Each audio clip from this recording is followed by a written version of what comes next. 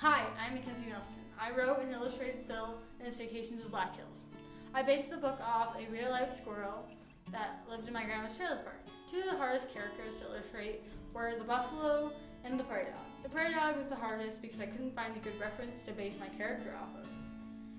The buffalo was also pretty hard, but it was more detail-oriented stuff that I had trouble with, like the amount of floof around his head and the angle of his head. Two of the easiest characters to illustrate was Phil.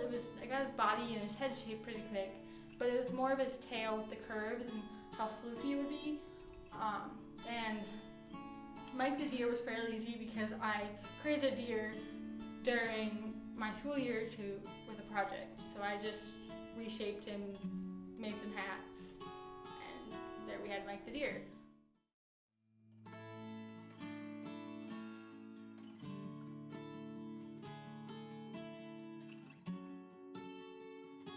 Phil's Vacation to the Black Hills, written and illustrated by Mackenzie.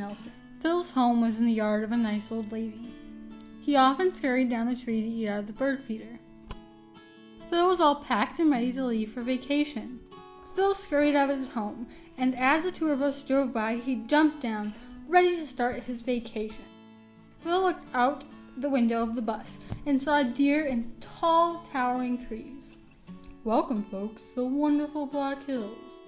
Soon the bus entered Badlands National Park in South Dakota.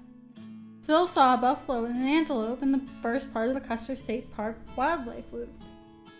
Phil got to meet Jenny the burro after she came up to the bus looking for food.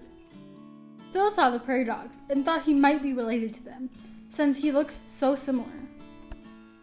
Phil went camping for the first time, and he enjoyed cooking over the campfire. On the way to Mount Rushmore, Phil saw the Needles Highway. Phil enjoyed seeing Mount Rushmore and was quite interested on how the faces got on the rock.